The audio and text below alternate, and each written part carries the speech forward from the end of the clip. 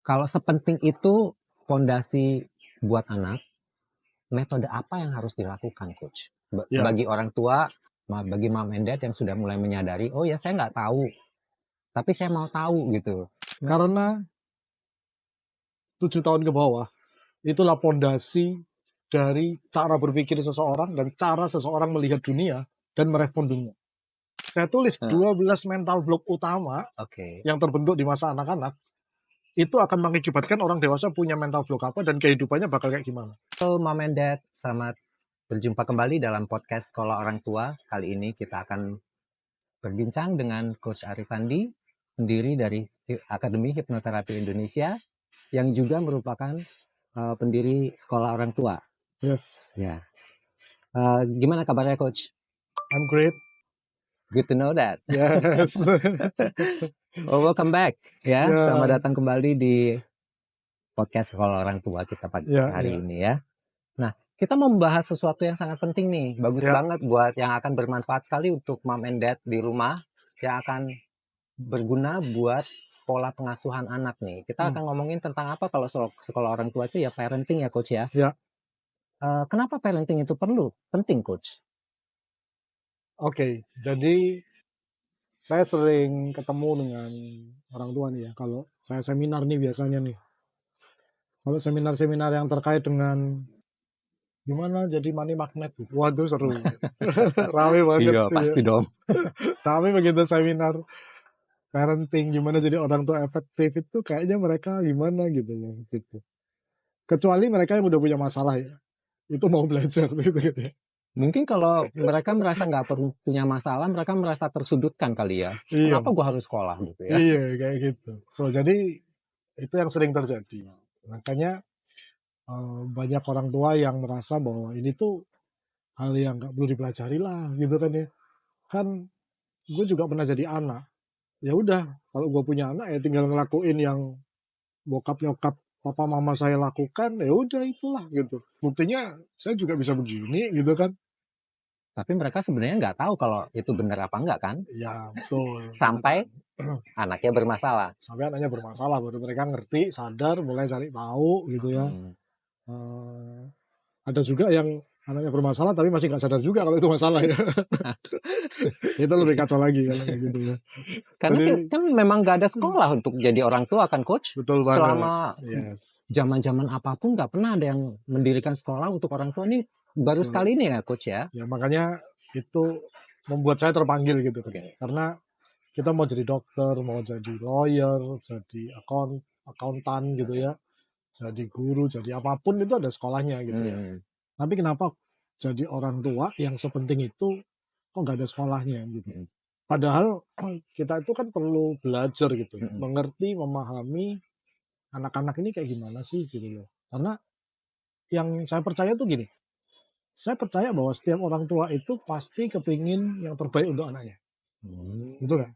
Setuju, pastinya. Pastinya ya, Iya dong. gitu kan ya, gitu. Tapi keinginan itu kan nggak cukup ya kalau nggak ada skill. Masuk Make akal nggak? sense ya, masuk akal banget. Iya Ya, dong.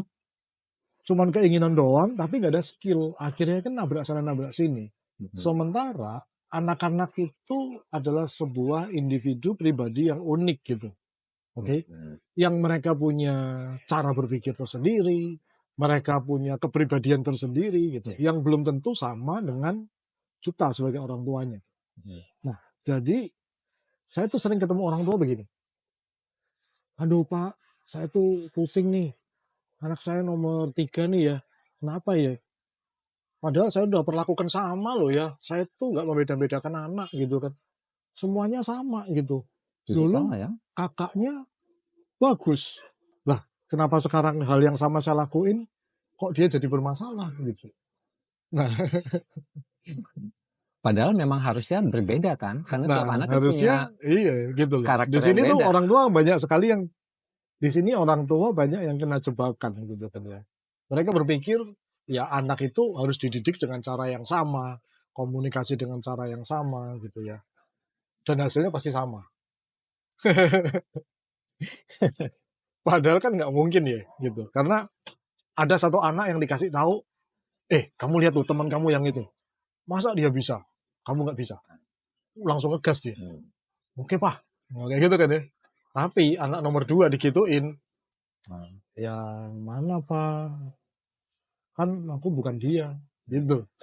Anak nomor 3, begitu dikasih kata-kata seperti itu, dia makin, ya ya gimana, aku nggak bisa. Udah beda-beda kan Iya. reaksinya, gitu kan ya. So, apakah berarti anak nomor 1 dan nomor 2 berarti lebih jelek gitu daripada anak pertama tadi yang langsung ngegas gitu? Enggak juga. Itu karena caranya aja yang salah. Jadi kalau misalnya mau dicari sesuatu yang menjembatani supaya itu semua terakomodasi, pastinya harusnya ada satu pakem yang secara universal berlaku untuk anak-anak dong ya coach. Iya, Yaitu kayak fondasi gitu ya coach ya. betul. Jadi Kira-kira apa itu coach? saya biasa sering ngomong ke seminar ke orang tua ya kalau di seminar tuh ya. Kita ini manusia ciptaan Tuhan yang sempurna. Setuju dong? Ya pasti Nah, setuju. masalahnya adalah pada saat kita dilahirkan itu nggak ada buku manual.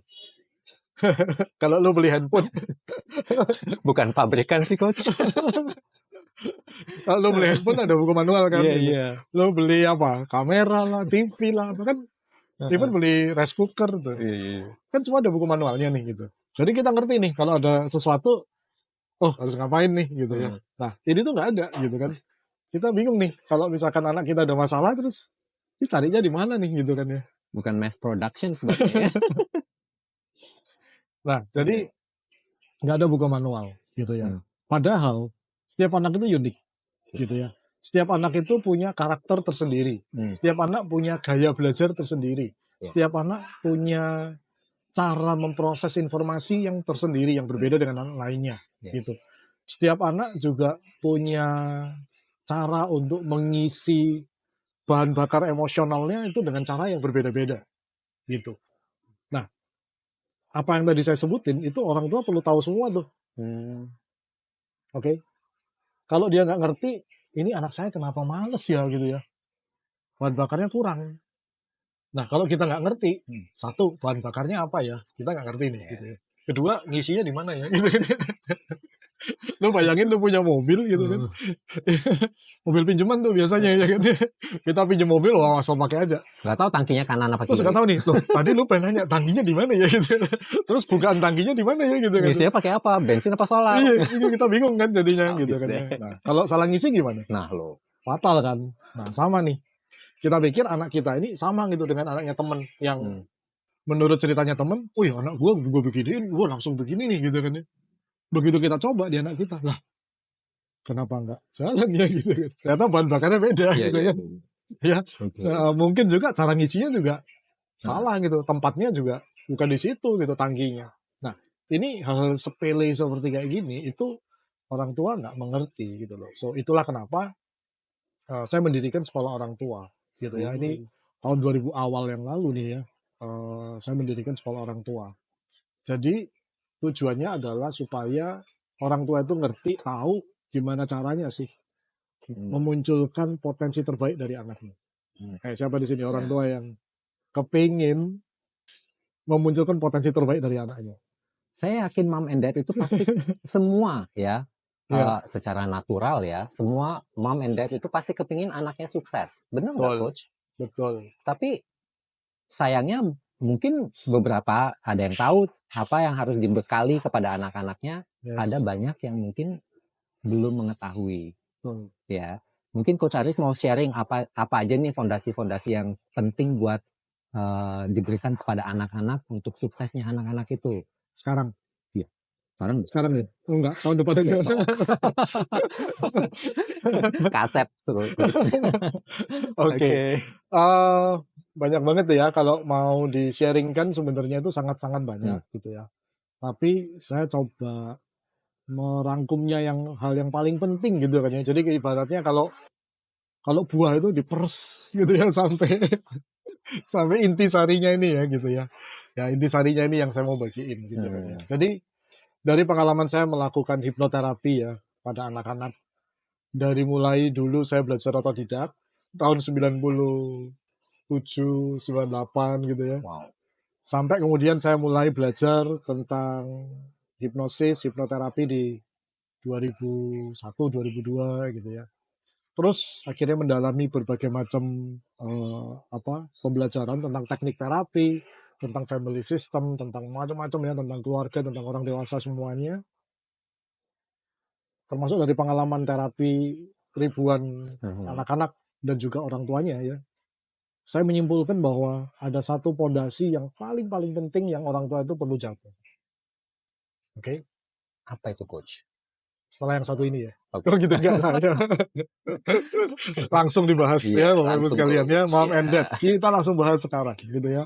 Mm-mm. Apa itu gitu Iya. ya. Nah, coba tebak gitu ya. Kira-kira apa itu ya. Nanti boleh tulis di bawah juga ya. Kira-kira apa ya kayak gitu ya. Tapi inilah dia yang paling penting. Yaitu bagaimana orang tua menjaga citra diri anak supaya tetap baik. Seperti ketika anak itu dilahirkan, ibaratnya anak yang dilahirkan itu ibaratnya kan anak yang kayak dari pabrik ya. Kayak kita beli laptop keluar dari pabrik gitu kan ya.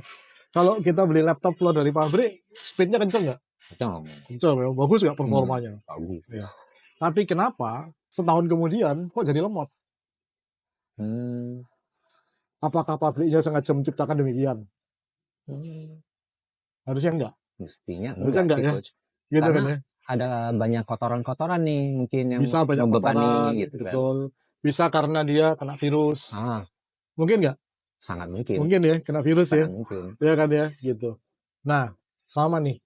Anak-anak begitu lahir itu sempurna. Ini dari sang pencipta nih, sempurna. Oke. Tetapi 5 tahun pertama dalam usia anak itu akan menentukan bagaimana anak ini nanti tumbuh dewasa. 5-7 tahun lah. Kita kasih range-nya itu ya, 5-7 tahun. Gitu. Dulunya saya berpikir, masa sih 5-7 tahun gitu kan ya. Apa mungkin gitu kan ya. Tetapi setelah saya menerapi ribuan orang dewasa, you name it, apa aja problemnya. Ya, saya pernah handle begitu banyak problem orang dewasa. Dari tahun 2000-an hingga sekarang ini. Awalnya ini. Awalnya selalu kalau dicari akar masalah nih ya. Kalau dicari akar masalah selalu jatuhnya di usia 7 tahun ke bawah. Dan dominasi paling banyak itu di usia 5 tahun ke bawah. Parah banget ya coach ya kalau gitu ya. Krusial sekali usia. Sangat krusial. Jadi ini. Dari situ dari pengalaman saya sendiri melakukan hipnoterapi pada klien. Di situ saya melihat gila ya. Ternyata apa yang terjadi di usia 7 tahun ke bawah itu benar-benar sangat membekas dan itu membentuk kehidupan orang dewasa. Tuh Mom and Dad, sepenting itu loh Mom and Dad. Yes. Makanya kalau workshop parenting gitu ya, saya kadang-kadang itu tanda kutip agak sombong gitu ya. Saya ngomong ke orang tua, kasih saya waktu ngobrol dengan anak Anda yang usia 7 tahun ke bawah. Kasih saya ngobrol 5-10 menit. Saya bisa meramalkan masa depan dia gimana. Ngeri. You know why? Why? Karena 7 tahun ke bawah, itulah pondasi dari cara berpikir seseorang dan cara seseorang melihat dunia dan merespon dunia. Jadi artinya, kalau saya ngerti itu, saya juga menangani orang dewasa di sana, gitu kan ya. Dan ini ada hubungan sebab akibat kan. Orang dewasa yang punya perilaku begini, punya kehidupan begini, waktu saya tarik pakai hipnoterapi dengan teknik regresi gitu ya. Ketahuan ternyata cetakannya ini apa gitu. Cetakannya problemnya masalahnya apa. So, artinya kalau orang ini punya problem ini, ya kan otomatis akan kesini juga. Ini kan sebab akibat ya. Kayak gitu. Nah, itu juga saya tuliskan di buku saya, Rahasia Mendidik Anak Agar Sukses Bahagia. Mom and Dad sudah punya belum? Saya tulis 12 mental block utama yang terbentuk di masa anak-anak. Itu akan mengakibatkan orang dewasa punya mental block apa dan kehidupannya bakal kayak gimana. Itu udah tertulis semua. Itu hasil dari pengalaman terapi saya. Saya tuliskan buku itu di tahun 2008. Buku itu sudah saya tulis. Wow, luar biasa.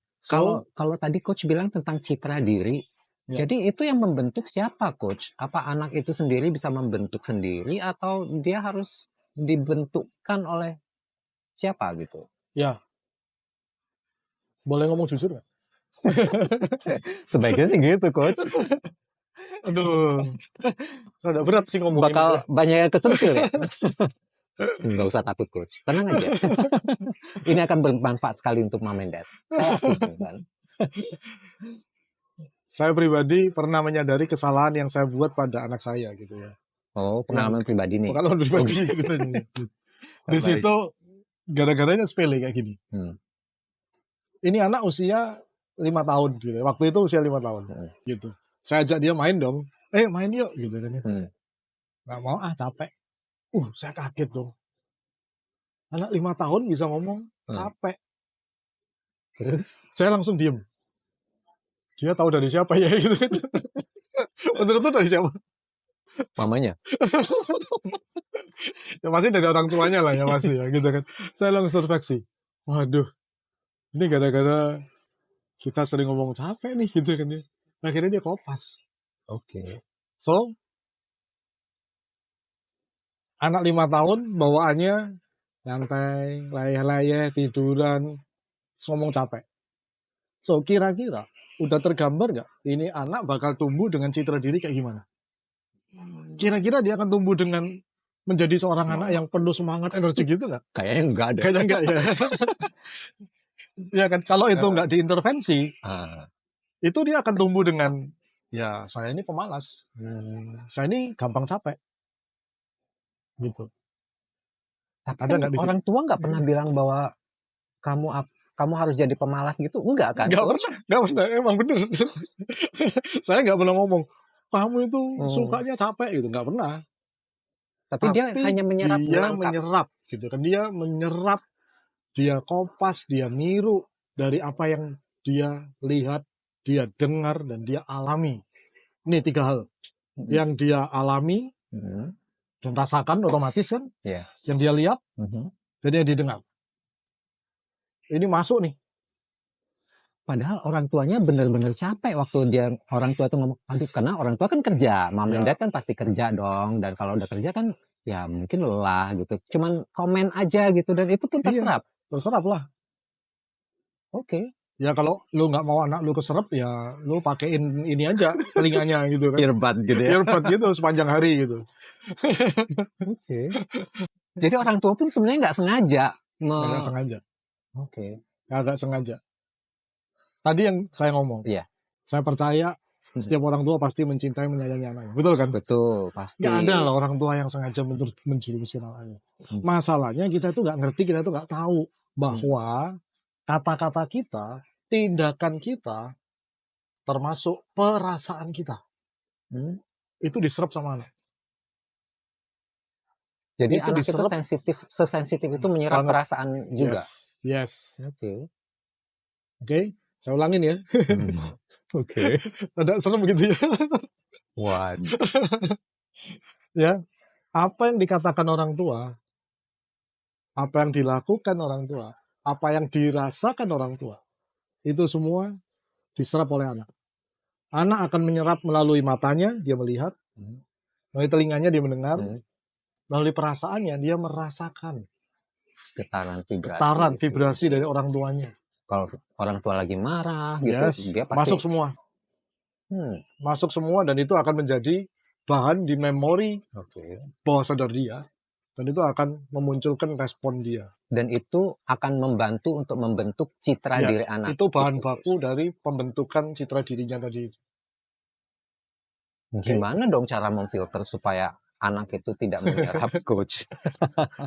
Ya, makanya saya sering kali gini kalau konseling nih sama orang tua. Saya nanya, Bapak Ibu bersedia nggak melakukan apa yang harusnya dilakukan untuk anak Anda? Biasanya jawaban orang tua apa? Biasanya jawaban orang tua apa? Ya pasti dong. Pasti dong, saya bersedia. Nah, setelah itu saya nanya, bersedia nggak kontrol kata-kata Anda demi anak Anda? Kalau yang sadar pasti akan bilang bersedia. Saya tahu itu susah, karena kita selama ini nggak pernah diajarkan secara sengaja untuk kontrol kata-kata kita, untuk memilih kata-kata kita. Kita ngomong-ngomong aja gitu, tanpa mikir ini dampaknya, efeknya apa gitu kan ke anak-anak, ke orang-orang yang kita sayangi gitu. Saya biasa ngomong ke orang tua, kalau Anda benar-benar sayang anak Anda, logikanya Anda bersedia melatih dan mengembangkan diri Anda sendiri untuk menjadi orang tua yang penuh kesadaran. Termasuk kesadaran berkata-kata, berperasaan, berpikir. Karena ini akan ngefek gitu kan. PR banget ya coach ya. Yes. Lu bayangin misalkan nih, orang tua yang ngomong misalkan, aduh capek mama ngurusin kamu. Itu banyak terjadi loh. Iya. Itu sebenarnya cuma refleks aja kan Iya, dari orang tua. betul. Karena memang itu kenyataannya memang dia capek kan. Nah, coba pemirsa gitu ya, Bapak Ibu, Mama and Dad nih. Kalau Anda mendengar orang lain mengatakan seperti itu, kalau Anda posisinya anak gitu, terus Anda mendengar orang tua mengatakan, oh capek mama ngurusin kamu. Apa yang Anda rasakan kira-kira? Mungkin nggak sih anak ini akan tumbuh dengan pemikiran, aku disayangi gitu. aku ini berharga. gitu. Kagak kali. Impossible deh kayak coach. Jadi aku tuh anak yang nyusahin ya, bikin akhirnya mama dia aku akan, capek gitu ya. aku ini nyusahin ya. Aku ini penyebab masalah ya.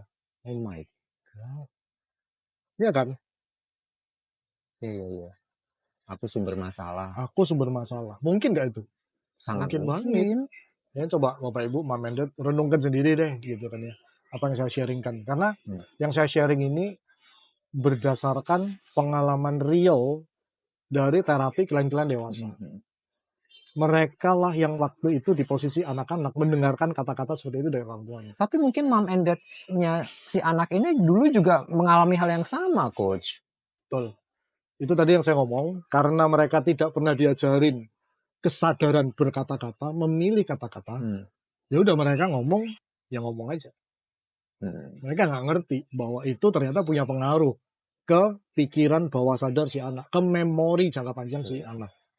Oke, sekarang gini coach, kalau seandainya mom and dad yang sudah mendengarkan diskusi kita dan saran-saran dari coach, jadi gimana kalau misalnya ada mom and dad yang sudah menyadari bahwa dia harus menyadari tindakan, perkataan, dan perasaannya dia, coach. Pertama kali dia harus memperbaiki diri dulu kan.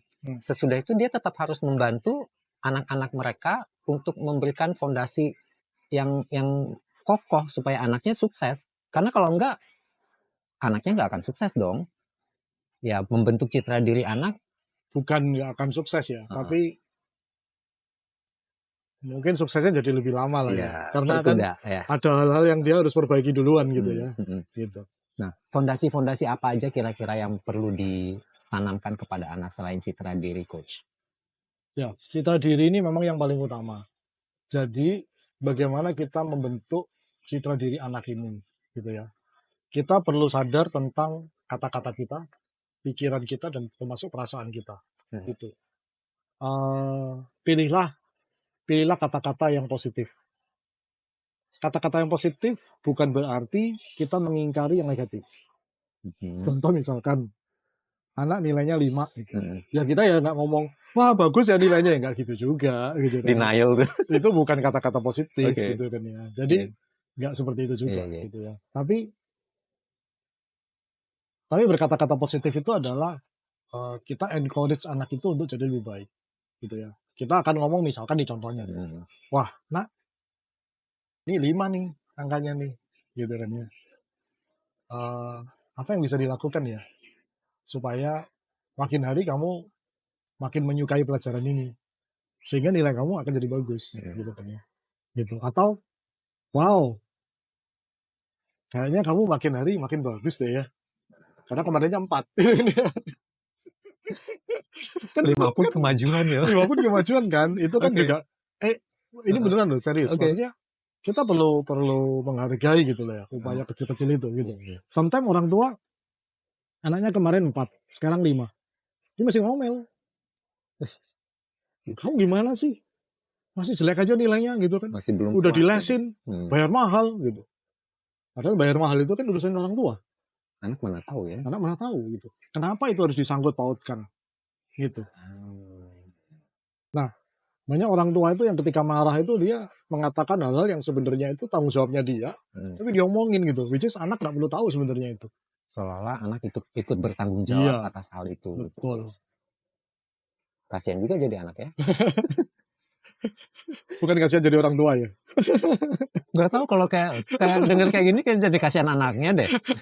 Sebenarnya kasihan juga sama mom and dad-nya deh. Betul ya, kasihan orang tuanya. Ya, Karena orang mereka tua tidak juga kasihan. mengerti bahwa mereka tidak tahu. Mereka tidak tahu apa yang mereka tidak tahu gitu ya. Iya nggak sih? Udah nggak tahu. Mereka tidak Apa? tahu apa yang mereka tidak tahu gitu ya. Banyak banget orang tua yang tidak tahu apa yang mereka tidak tahu tentang parenting, tentang bagaimana memunculkan potensi dalam diri anak. Nah, kalau begitu, kalau sepenting itu fondasi buat anak, metode apa yang harus dilakukan, Coach?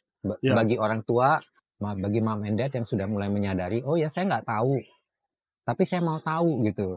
Ya, jadi gini, metode itu kan banyak ya, gitu.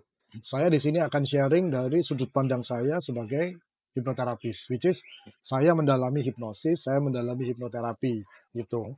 Jadi apa sih hipnosis, apa sih hipnoterapi itu, gitu ya. Hipnosis itu adalah sebuah keilmuan yang mempelajari bagaimana sebuah kata-kata, sebuah tindakan itu diserap masuk ke dalam pikiran bawah sadar. Ini keilmuan yang membahas tentang ini. Melalui jendela-jendela Melalui jendela-jendela yang kita indera. punya, mata, telinga, hidung, perabaan, kayak gitu-gitu ya. Informasi itu masuk dan kemudian tersimpan di memori jangka panjang. Nah, prosesnya itu yang disebut dengan hipnosis. Itu pilihan atau mutlak? Prosesnya, mutlak. Jadi itu bukan pilihan. Nah, ya begitulah, manusia diciptakan Tuhan untuk menyerap informasi kayak begitu. Jadi itu hipnosis sudah langsung berproses di situ. Ya. Proses hipnosis terjadi di situ. Yes. Tanpa disadari pun. Yes. Apakah orang itu beragama atau tidak? Orang itu percaya Tuhan atau tidak? Kaya atau miskin? IQ-nya tinggi atau IQ-nya jongkok? Lagi perempuan? Ya. Kalau nggak percaya hipnosis? Kalau nggak percaya hipnosis sama aja, tetap aja. Sama kayak lu nggak percaya Tuhan, lu tetap aja napas kok. Betul kan? Jadi itu hal yang mutlak. Itu mutlak. Gitu, sama. Jadi bagaimana sebuah informasi masuk terserap di bawah sadar, ilmu yang membahas itu adalah hipnosis. Ya gitu. Ya. Jadi kalau orang tua melakukan sesuatu tindakan atau ucapan kemudian itu terserap, artinya orang tua sudah menghipnosis anaknya dong. Correct. Tanpa dia sadari bahwa dia sudah menghipnosis. Tanpa dia perlu tahu ilmu hipnosis, ya udah terjadi. Dia sudah melakukan itu. Dia udah melakukan. Makanya saya sering ngomong dalam workshop seminar saya bahwa orang tua adalah penghipnotis terbesar untuk anaknya. Terbesar dan terkuat. Orang tua adalah penghipnotis terbesar dan terkuat untuk anaknya. Diakui ataupun tidak. Diakui ataupun tidak. Yes. Kenyataannya. Yes. Oke. Gitu. Anak Anda percaya bahwa dia hebat, ya karena orang tuanya. Anak Anda percaya dia itu teledor, ceroboh, ya karena orang tuanya. Anak itu percaya bahwa dia tukang habisin makanan, ya karena orang tuanya. Anak itu percaya karena dia itu tukang habisin duit, gak bisa simpen duit, boros, pasti kata-kata orang tuanya. Melalui kondisi apa itu hipnosis itu bisa masuk, Coach? Repetisi. Oh, repetisi. Kalau orang tua terus, terus ngulang, kamu nih, ini begini. Saya ada satu klien nih ya. Dia orang dewasa. Usia 35-an tahun nih waktu datang ke saya nih. Problemnya begini, Pak Haris, tolong dong bantuin saya, kenapa gitu kan. Saya tuh ya kalau keluar itu nggak berani bawa uang lebih dari 50.000. Hah? Emang kenapa? Gitu kan. Ya kalau saya bawa lebih dari 50.000 itu pasti habis katanya. Kalau kurang nggak bakal habis gitu. Kalau 50.000 atau kurang itu pulang utuh. Terus saya tanya, lu yakin? Lu yakin? Saya udah pernah ngetes. Ngetesnya gimana? Ya saya bawa 100.000. Tiba-tiba ada temen datang nyamperin. Lu punya duit gak? Gue pinjem. Loh, kok dia tahu ya saya pas lagi bawa duit 100? Kok kemarin-kemarin pas saya bawa 50.000 kok dia gak datang gitu? Gak ada yang pinjem duit. Gitu kan ya. Terus ya bermacam-macam kan alasannya. Ya udah akhirnya keluar. Atau saya pernah bawa 200.000. Sampai sore saya mau pulang kerja aman. Saya pulang dari kantor, tiba-tiba mama saya telepon, "Nak, kamu di mana?" "Oh, saya lagi pulang, Ma." Gitu. "Kamu bisa mampir nggak ke apotek beliin obat?" Dan habis. Dan ya lu tau lah ya story-nya akhirnya habis 200.000. Oke, so maksudnya nggak mungkin dong lu sebagai anak nolak permintaan mama yang minta dibeliin obat dong, jangan. Iya sih. Tapi kalau ngeliatin, kalau membayangkan ininya coach, mamanya masa nunggu sampai anaknya bawa 200.000 baru Kan mama perlu juga nggak tahu. makanya. Makanya dia juga heran kan gitu kan. Makanya dia ngomong, saya tuh heran kalau saya bawa uang 50.000 itu nggak ada kejadian aneh-aneh. Sampai rumah pulang utuh. Tapi kalau lebih itu ada aja.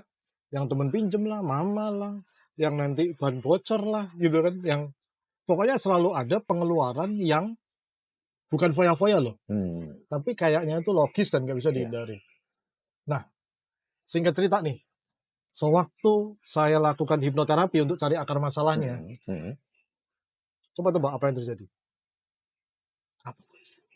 Anak ini di usia 5 tahunan itu lagi cari makanan, nggak ketemu, dia nangis gitu kan, dimarahi sama mamanya.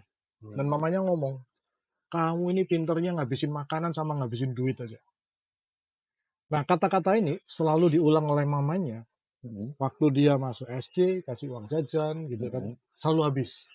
Dan mamanya akan selalu ngomong, habis lagi uangnya. Kamu tuh kalau dikasih uang ditabung.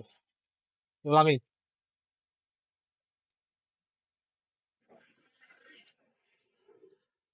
Kamu itu kalau dikasih uang ditabung kenapa? Jangan dihabisin semua. Oke? Jadi itu sumbernya. Itu terus diulang sampai dia umur 35 tahun. Sekarang dia udah punya anak. Kalau dia pergi ke rumah mamanya, mau pulang, mamanya, sini. Kamu sekarang udah punya anak. Jangan boros. Masih lagi. Ya, kamu itu boros. Ya, kerjaanmu ngerjain habisin duit aja. Istrinya dipanggil. Kasih tahu ya suami kamu nih. Dia ini nggak bisa simpen duit. Kamu yang harus bisa jaga. Uang jangan serahin dia semua. Itu sampai dia umur 35. So, mom and dad, Anda boleh lakukan eksperimen ini di rumah Anda dengan anak Anda. Dengan resiko tanggung sendiri.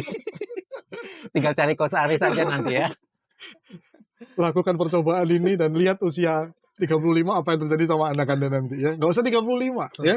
Usia 25 aja udah ketahuan. Anda ngomong sama anak Anda, kamu ini boros. Ngomong terus tiap hari.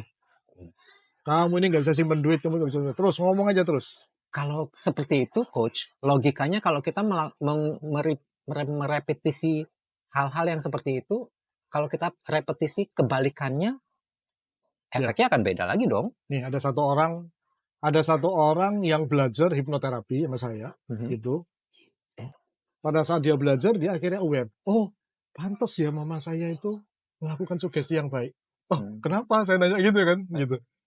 Jadi dulu waktu dia TK, sebenarnya nilainya itu jelek. Sebenarnya nih, gitu ya. Tapi mamanya selalu ngomong sama dia, kalau dia nanya nih, kan kalau ngambil rapot anak TK kan mamanya pasti yang ngambil rapot kan, gitu kan. Gimana mah gitu ya, mamanya selalu ngomong, kamu emang anak mama yang paling pinter, nilai kamu paling bagus. Dibohongin. Sebenarnya tuh, ya dibohongin sebenarnya gitu kan ya. Kamu itu paling pinter memang, katanya gitu, keren gitu kan ya. Selalu ngomongnya begitu. Sampai ketika dia SD, dia nggak sengaja lihat rapot TK-nya dia. Dilihat dong, nilai itu jelek gitu kan ya. Terus dia tanya mamanya, mah katanya mama nilai aku bagus, kok ini jelek? Tahu nggak mamanya jawab apa? Itu guru kamu salah. Kamu itu pintar, itu salah, jangan dilihat. Dan tahu nggak, anak ini tumbuh menjadi juara kelas. Karena omongan mamanya. Karena omongan mamanya, kamu itu pintar. Sampai dia kuliah, the best. Di pekerjaan, karirnya dia, the best. Jadi kenyataannya karena dia believe, dia pintar. Oke. Mau lagi yang lebih ekstrim ceritanya. Ada lagi. Ya, hari ini orang ini pengusaha. Oke. Dia punya usaha yang gede banget. Tapi tahu nggak sejarahnya dia? dia ini adalah anak petani. Hmm. Oke. Oke. Anak petani. Petaninya pun petani sewa, bukan yang punya lahan sendiri, tapi sewa lahannya orang. Tapi dari kecil, papa mamanya selalu ngomong, kalau dia pulang sekolah, Hmm. mereka akan ngomong, anak bos datang, bos datang. Itu dari dia kecil. Jadi dia merasa bahwa dia anak bos. Yes, dia tuh bos, bos. Nih bos datang nih, selalu. Begitu dia selesai sekolah, dia kerja. Tahu nggak jadi apa? Jadi apa? Satpam. Tukang baju. Oh, satpam. Oke. Terus kapan jadi bosnya? Belum, Betul. ceritanya belum selesai ya. Oke. Jadi satpam. Setiap kali dia pulang rumah, orang tuanya selalu ngomong apa? Ini bos. Bos datang. Padahal dia satpam. Oke. Dan dia dipertemukan dengan seorang sahabatnya dia yang mengenalkan dia tentang sebuah bisnis. Dia mulai belajar dengan susah payah. Ya tahulah ya gimana mindset seorang anak petani satpam sekarang mulai bisnis. Kan mindsetnya beda ya tentunya ya. Wah dia belajar. Skill setnya juga Skill beda. setnya beda, mindsetnya beda. Tapi dia belajar. Oke. Karena dia punya bekal bahwa dia anak bos. Dia bos. Ya. Iya kan ya. Oke. Dan akhirnya dia berhasil. Hari ini dia bos beneran. So Mom and Dad, powerful itu Mom and Dad tanpa Mom and Dad menyadari bahwa Mom and Dad punya kekuatan yang sekuat itu pada anak Anda, ya. Wow, inspiratif banget Coach. Ya. So jadi someday kita akan undang dia untuk bicara ya. Boleh Coach. Boleh banget. Ya mungkin Mom and Dad mikir ini beneran nggak sih? Ini beneran. Ini real klien yang saya ngomong. Gitu. So jadi saya sering ngomong sama orang tua gini, Kak Bin. Orang tua itu punya kekuatan melalui kata-katanya untuk menciptakan seorang manusia yang hebat atau seorang manusia yang pecundang. Itu semua tergantung orang tuanya. Ya, orang tuanya punya peran besar, andil yang sangat punya besar. andil dalam pembentukan citra diri seorang anak tadi. So, apakah Anda mau mencetak seorang yang luar biasa atau Anda mau mencetak seorang pecundang? Anda punya peran besar. Kalau begitu, Coach, ada kata-kata yang produktif, ada kata-kata yang tidak produktif.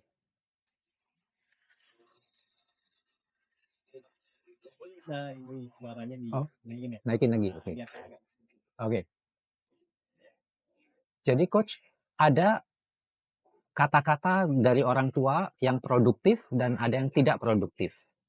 Itu sebenarnya cuma pola komunikasi ya Coach ya? Iya. Dan itu pun bisa mempengaruhi efeknya panjang banget gitu kan Coach? Yes. Makanya saya tuh sering mengajarkan ke orang tua, perhatikan pilihan kata Anda. Karena pilihan kata Anda itu akan didengar oleh anak Anda dan itu akan membentuk satu image dalam pikiran dia.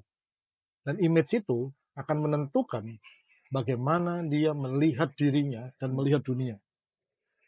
Oke. Dan Coach tadi bilang hipnosis itu dilakukan oleh orang tua melalui repetisi. Ada cara masuk yang lain lagi nggak, Coach? Banyak banget. Tapi kita akan bahas itu di segmen-segmen yang lain kayaknya ya. Saya cuma bisa cerita, poin paling penting yang hari ini yang saya mau sampaikan itu adalah repetisi dari kata-kata. Baik. Oke ya. Cara-cara yang lain itu seperti kayak muatan emosi ya, kemudian figur otoritas dan sebagainya itu banyak banget ya. Itu ntar kita bahas di next segmen. Kalau afirmasi bisa nggak, Coach? Afirmasi itu kata-kata kan? Kata-kata, ya. Ya, sama. Itu bagian dari kata-kata. Yes. Ya, jadi sebagai orang tua, Anda juga perlu mengajarkan anak Anda. Saya sering ngomong itu adalah kata-kata ajaib atau mantra. Ya, Anda bisa ngomong ke anak Anda, misalkan nama anak Anda siapa? Misalkan Gunawan misalkan gitu kan ya. Ayo nak ngomong nak. Saya Gunawan, saya anak hebat, saya anak pintar, saya anak apa misalkan gitu. Jadi dalam kondisi sadar aja gitu nggak apa-apa? Sadar aja, habis mandi lah, mau berangkat sekolah lah, mau tidur lah, mau silakan aja. Nggak ada waktu yang pas banget tepat. Semakin sering diulang, makin bagus. Repetisi. Repetisi. This is very powerful. Oke. Okay? Baik kalau gitu. Ada nggak tips-tips yang praktis Ah. bagi orang tua, bagi mom and dad, bagaimana sih caranya untuk membangun pola pikir yang baik kepada anak itu? Oke, rumus gampangnya itu gini. Katakan apa yang Anda inginkan terjadi. Itu langkah pertama ya, Coach? Ini dasar pemikirannya ya. Oke, Gitu. dasarnya. Pegang deh. Ulangi dalam pikiran Anda sekarang. Katakan apa yang diinginkan untuk terjadi. Nah itu ya. Apa maksudnya gitu? Maksudnya gini. Banyak orang itu mengatakan apa yang tidak diinginkannya. Contoh, saya nggak mau miskin. Terus maunya apa? Kaya Gitu kan. kok. Hah? Belakangan tapi. Nah, orang nggak mau miskin itu bukan berarti kaya loh. Oke. Saya nggak mau miskin, artinya bisa rata-rata, bisa pas-pasan, bisa kan? Bisa. Dan yang penting nggak miskin. Iya. Not necessarily kaya kan? Iya. So, jadi yang Anda mau apa sebenarnya? Jadi nggak jelas gitu ya? Nggak jelas. Oke. Harus jelas dulu. Iya. Jadi kalau Anda kepingin kaya, kenapa sih Anda nggak ngomong saya mau kaya? Langsung Kenapa aja harus kan? muter gitu ngomongnya? Saya nggak mau miskin. Apakah kalau nggak mau miskin berarti sama dengan kaya? Enggak. Nggak tentu. Belum Ya. tentu ya. Pas-pasan itu nggak miskin. Itu bener nggak? Tapi nggak kaya. Tapi nggak kaya juga. Nah, banyak orang itu ngomong yang mereka nggak mau. Oke. Saya nggak mau miskin. Saya nggak mau gemuk.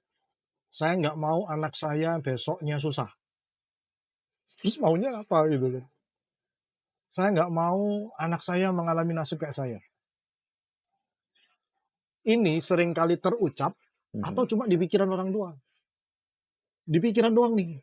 Saya nggak mau anak saya kayak ngalamin kayak yang saya alami nih. Saya nggak mau nih. Terus dia melakukan sesuatu. Tapi dasarnya adalah saya nggak mau anak saya mengalami kesusahan seperti saya dulu. So kalau Anda berpikir kayak begini, itu udah pasti salah jawabannya. Sebaik apapun cara Anda berpikir, endingnya pasti salah.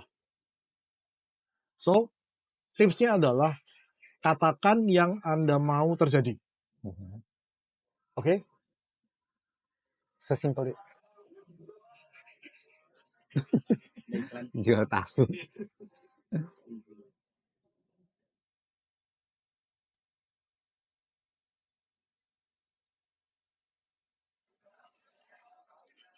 Katakan apa yang Anda mau terjadi. Sesimpel itu ya? Sesimpel itu. Contoh misalkan, dulu sebagai orang tua Anda mengalami kesulitan ekonomi. Terus sekarang Anda kepingin anak Anda itu makmur. Anda kepingin anak Anda itu berlimpah uangnya. Ya ngomong aja. Saya mau, ulangi cut. Ngomong aja, saya mau anak saya hidupnya berlimpah. That's it. That's it. Pakai semoga nggak, Coach? Ya, nggak usah. Nggak usah. Langsung aja. Saya Langsung mau. aja. Okay. Yes. Oke. Saya mau anak saya hidupnya nanti berlimpah.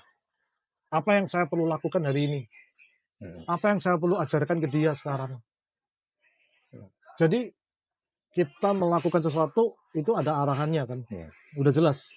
Saya mau anak saya berlimpah. Berarti hari ini saya perlu ngapain? Kan ada sebab, ada akibat. Yes. Kalau Anda mau anak Anda berlimpah, berarti hari ini Anda mau ngajarin dia apa? Kayak gitu ya. Yeah. Nanti akan muncul yang namanya plan, rencana. Gitu. Bisa nggak? Saya mau anak saya berlimpah. Tapi hari ini saya ngomongnya, kamu ini bodoh banget. Bisa nggak? Kayaknya kan bertentangan ya. Iya. Gitu kan ya. Kalau saya mau anak saya berlimpah, ya ngomongnya, nak, rajin belajar ya. Nak, makin hari kamu makin suka matematika ya. Nak, entah gimana, pokoknya kamu itu makin suka belajar deh. Nak, belajar itu mengasihkan loh. Kalau dia memandang belajar itu mengasihkan, kira-kira dia akan punya peluang nggak untuk bisa berlimpah? Sangat besar. Sangat Coach. besar. Yeah. Karena kalau dia belajar, berarti dia punya ilmu, dia praktek, betul kan ya? Yeah. Itu kan penyebabnya. Gitu kan. Tapi harus diinfuse oleh orang tuanya dulu, gitu kan? Betul. Orang tuanya perlu terus repetisi. Jadi tipsnya gampang banget. Katakan yang Anda inginkan terjadi. Anda kepingin banget ya. Anda kepingin anak Anda tenang. Oke. Anda lagi kerja, Anda pengen anak Anda tenang. Kalau kebanyakan orang biasanya ngomong apa? Jangan berisik. Jangan berisik, jangan ribut loh. Emang Anda mau anak Anda ribut? Kan nggak mau. Iya sih. Maunya apa sih? maunya tenang kan? Udah ngomong aja, nak, yang tenang ya. Nak, papa kerja, kamu yang tenang, gitu. Banyak juga mom and dad yang bilang, nak jangan lari. Kenapa nggak ngomong berjalan ya nak? Kan? Yes. Nak, jalan aja. Jalan aja gitu. Simple kan? Kalau dia nggak lari nanti dia merangkak. Kan bener, nggak lari kan? Orang tuanya marah lagi, ya jangan merangkak juga. Anaknya mikir, katanya nggak boleh lari. Kan Merangkak juga lari. disalahin. Nggak pernah bener dong anaknya. Gitu. Ya. Oke. So hati-hati, karena cara kerja pikiran kita itu unik gitu loh. Kalau Anda ngomong, nah jangan lari, terus dia lompat-lompat, salah lagi. Parah. Kan bener dia nggak lari. Gitu. Oke. Itu di satu sisi kayak gitu ya coach ya. Tapi kadang-kadang kan benar nggak sih anak itu perlu dukungan emosional dari orang tuanya? Oh iya dong. Jadi yang seperti apa yang efektif dukungan emosional? Kita ngomongin emosional sekarang coach. Tadi kan kata-kata nih. Orang tuanya emosi gitu maksudnya. Punya kedekatan emosi setiap deket emosi. Kedekatan Semoga emosi. Mama Dad nggak mengalami itu ya. Deket-deket jadi emosi ya. Kedekatan emosi bukan seperti itu ya. Oke. Iya. Jadi gini. Ini lucu nih cerita. Okay. Ini anak bermasalah, gitu kan. Orang tuanya datang nih. Orang tua ngomong, padahal saya ini selalu deket loh Pak sama anak saya. Oh ya, contohnya apa? Coba kasih tahu saya gitu. Kalau belajar saya temenin, sekolah saya anterin, bahkan kadang-kadang saya sempatkan untuk jemput dia, gitu kan. Sampai saya mikir, wah, deket juga ya, gitu kan. Orang tua siaga sebenarnya. Ini keren banget nih orang tuanya gitu kan. Tapi kenapa bermasalah gitu kan ya. Sambil dengerin dia cerita, saya mikir gitu. Terus akhirnya, mulai ketemu nih. Gitu. Saya nanya, Pak, sorry ya mau nanya. Pada saat Bapak nemenin dia belajar, Bapak ngapain? Gitu. Oh, saya juga kerja. Nah, mulai ketahuan nih gitu kan ya. Oke. Pada saat Bapak nganterin dia, itu pakai motor atau mobil?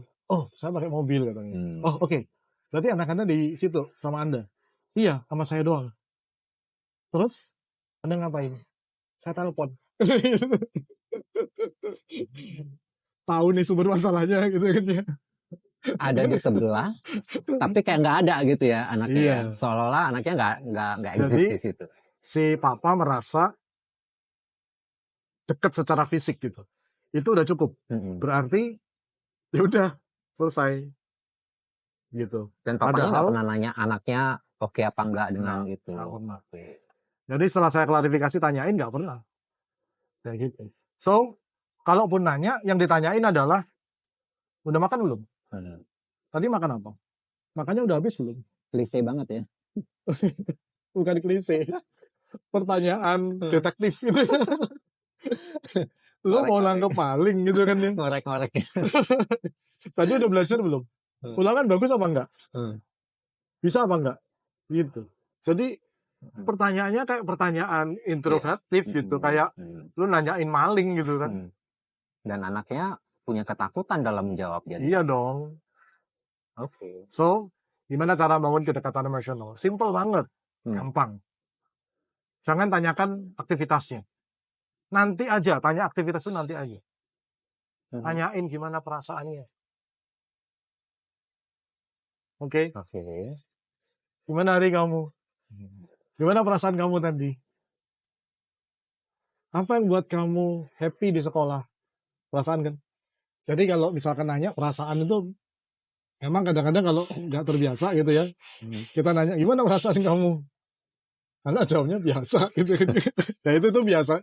Itu terjadi karena apa? Karena ya si anak nggak pernah dibiasakan, ya kan? Nggak pernah dibiasakan sehingga tiba-tiba sekarang Anda baru denger ini, gitu. Terus langsung praktek gitu. Kaget ya anaknya. Anaknya kenapa tiba-tiba papa-mama gue tanya perasaan nih gitu kan? Pasti dia akan jawabnya biasa kayak gitu. Biasa tapi curiga gitu. Apaan nih gitu ya? Kalau itu terjadi, it's okay, itu wajar. Gitu. Karena ini mungkin Anda pertama kali baru nanya, gitu ya. Tapi please, Anda ubah deh, gitu ya. Jangan hanya nanya pertanyaan-pertanyaan interrogatif gitu ya. Udah makan belum? Tadi ulangan gimana? Bisa apa enggak? Kayak gitu-gitu ya. Itu, aduh kayak kayak kita disidak gitu gak sih? Bener gak sih? Ya. Anak juga bakal ini lagi yang ditanya. Iya, Ada yang kayak lain. gitu. Ada yang lain nih gitu kan ya, kayak gitu. Nah, jadi tanyakan gimana perasaannya. Oke. Dan kemudian ceritakan juga Mm-mm. bagaimana perasaan Anda sebagai orang tua. Oke. Nak, hari ini apa yang buat kamu happy di sekolah? Gitu. Hmm. Tahu nggak tadi papa begini-begini loh gitu. So, kita mulai dulu. Gitu ya. Oke. Atau kalau Anda sebagai mama, Anda bisa nanya. Tadi mama rasain ini loh. Tadi mama ngalamin ini loh. Tadi di rumah gini, kayak gitu. So, Tapi yang positif ya coach. yang positif. Oh. Yang pastinya positif ya. Maksudnya positif gitu kan ya. Nah, mulailah gitu. Hmm. Ya. Karena dengan kita mulai, nanti dia akan mulai cerita juga akhirnya. Gitu. Oke. Mulai biasakan beberapa kali gitu ya. Nanti itu akan jadi habit nanti. Oke. Di situ itu akan membangun sebuah kedekatan emosi gitu. Hmm. Dan kalau Anda sudah membangun punya kedekatan emosi, maka ada apa-apa anak itu akan ceritanya ke Anda duluan. Gitu. Kalau enggak, maka anak akan cerita ke siapa? Temen, Ke temennya, orang lain. orang lain gitu. Bahaya dong. Dan Anda sebagai orang tua adalah orang yang paling terakhir tahu tuh tentang masalah anak Anda. Tentunya Anda nggak mau dong kayak gitu ya. Tapi banyak yang terjadi nih. Banyak kayak gitu. Ya itu tadi cirinya. Hmm. Kalau Anda nanya anak Anda, tadi gimana sekolah? Biasa. Ulangan? Ya gitu deh. Hati-hati, komunikasi Anda udah berbahaya. Oke. Coach tadi kan coach Ya. sempat ngomong tuh tentang repetisi. Ya. Ya, caranya membuat program itu kepada anak Ya. adalah dengan repetisi. Kira-kira kalau dukungan mental atau dukungan emosional itu mempengaruhi nggak coach bagi seorang anak? Dukungan emosional, maksudnya kalau deket sama anaknya langsung emosi gitu ya. Kedekatan emosional. Setiap deket ngamuk Deket ya. emosi, ngamuk. Oke. Ya itu penting banget ya. Karena begini, sometimes kalau kita bicara tentang kedekatan emosi ini, banyak orang tua itu nggak ngerti, nggak nyadar bahwa ini tuh ada gitu sebenarnya. Ini satu contoh kasus nih. Iya. Jadi ini orang tua heran kenapa anaknya kok susah diatur. Tiba-tiba jadi suka berontak gitu kan ya. Terus nggak nurut, kasih tahu gitu ya. Singkat cerita, sampailah ke ruang terapi nih gitu kan. Gue nanya-nanya gitu kan ya. Yang gue heran adalah pada saat gue nanya-nanya itu, si papa sama si mama ini ngomong bahwa mereka ini sering gitu sama anaknya nih, deket gitu sama anaknya gitu. Menurut ceritanya mereka gitu. Saya tanya, sedekat apa gitu kan ya. Ya kami sering gitu ngabisin waktu bareng-bareng katanya gitu. Kalau dia ngerjain PR, orang tuanya di situ gitu kan ya. Bahkan si papa itu sampai sempet-sempetin antar jemput anaknya sekolah. Wow. Di tengah-tengah kesibukan pekerjaannya gitu kan ya. Dia sempet ngantar jemput anaknya. Which is bagus dong artinya kan, sampai mau jarang-jarang tuh ada iya kan? kayak gitu kan. Iya gitu kan. Terus gue mikir gimana nih ya kira-kira ininya gitu kan ya. Lumayan deket nih gitu kan ya. Sering main bareng, ngobrol bareng katanya gitu. Bukan ngobrol. Sering terlibat bareng-bareng lah. Intinya kayak gitu. Sampai akhirnya terus gue kepikir. Gue nanya akhirnya. Ntar.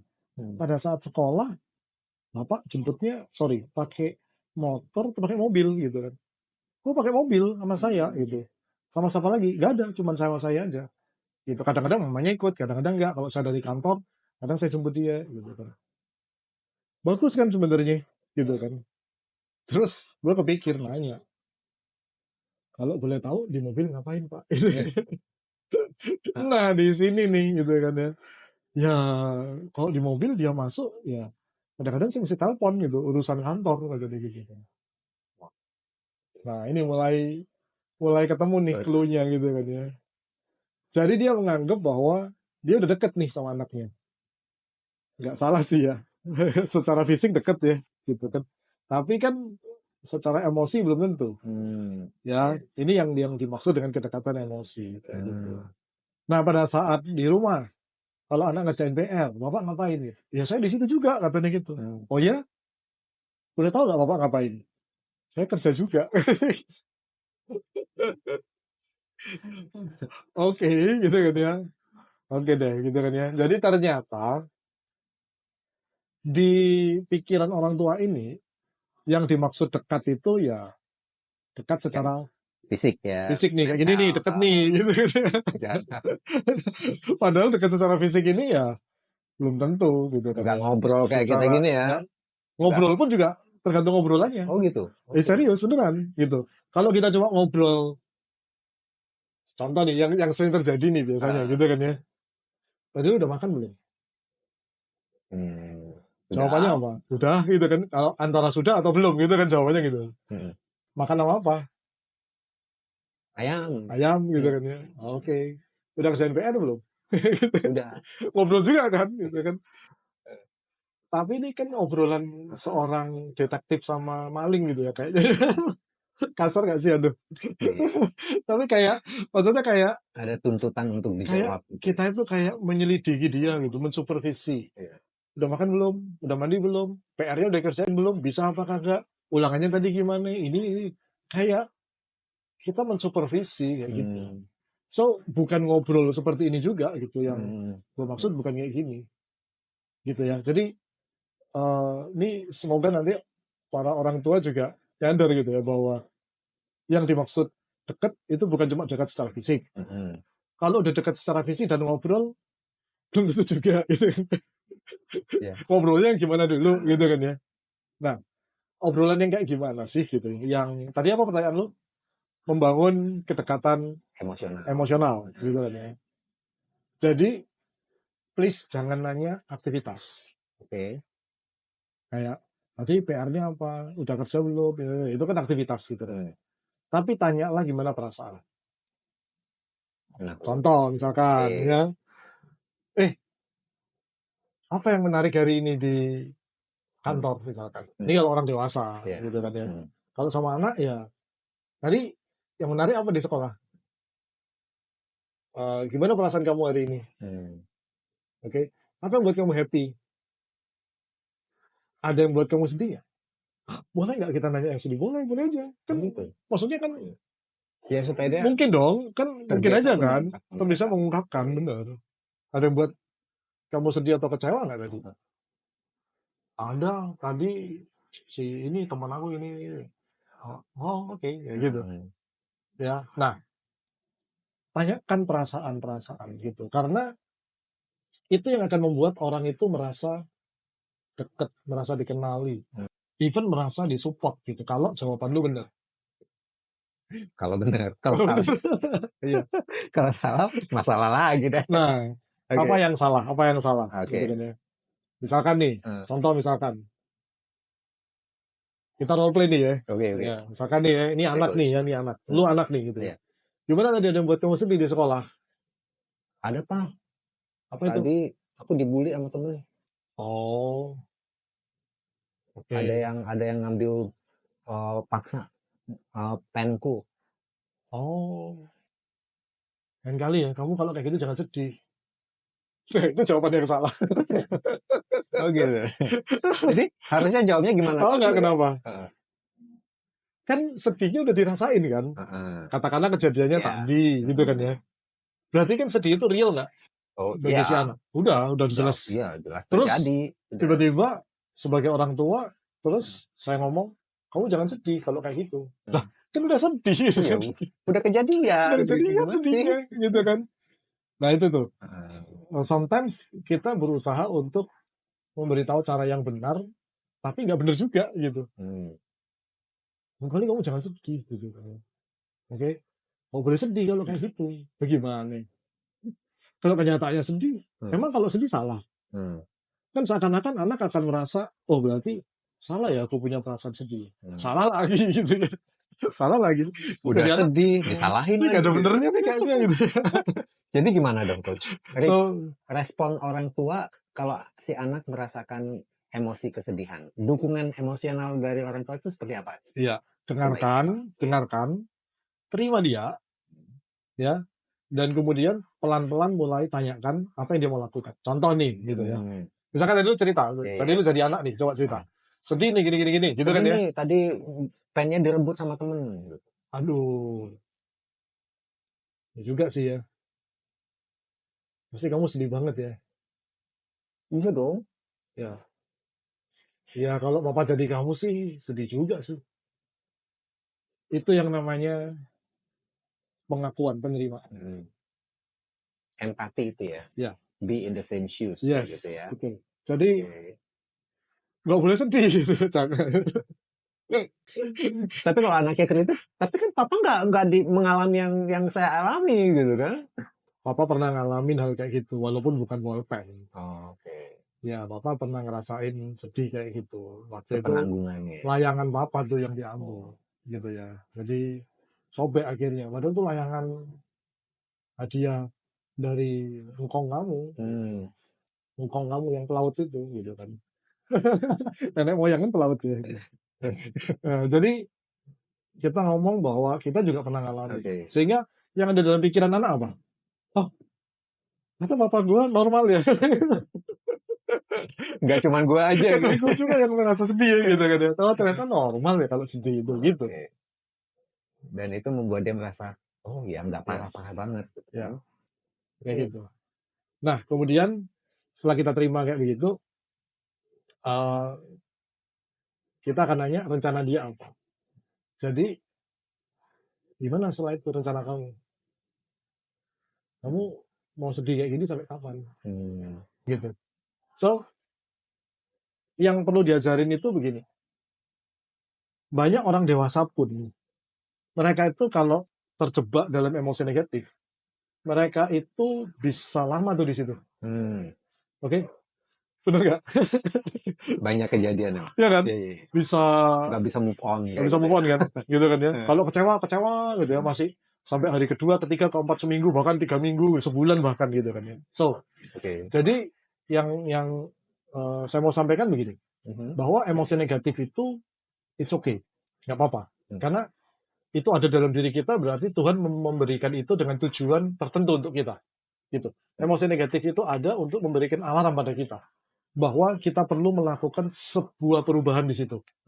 So, boleh aja kita ngalamin itu. Yang paling penting adalah satu, kita tetapkan batas waktu. Oke, boleh nggak kita marah? Boleh. Tentuin sampai kapan.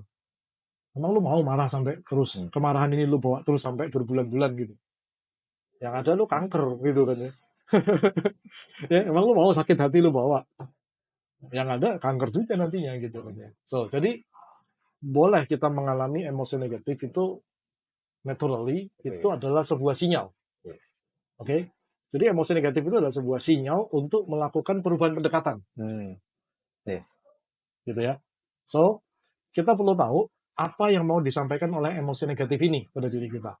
Nah, itu yang perlu diajarin ke anak. Gitu.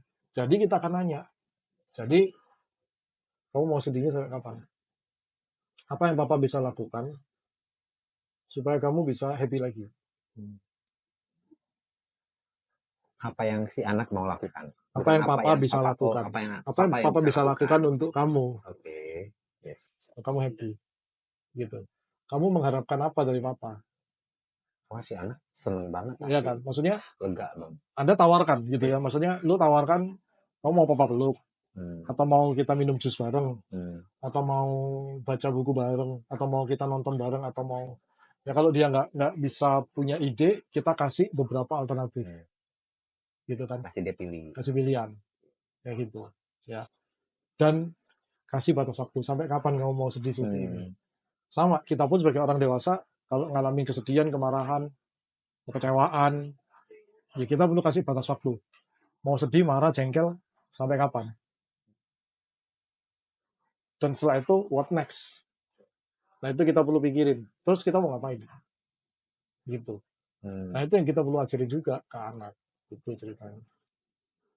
So, dengan begitu, lu bisa ngerasain gak sih? Kalau misalkan lu sendiri nih, lu lagi marah atau sedih gitu kan ya. Terus, gue datang terus ngomong, lu gitu aja marah, gimana sih? Gitu. Kesannya gimana gitu. Iya kan? Nggak dimengertiin banget. Nah, itu yang dirasakan.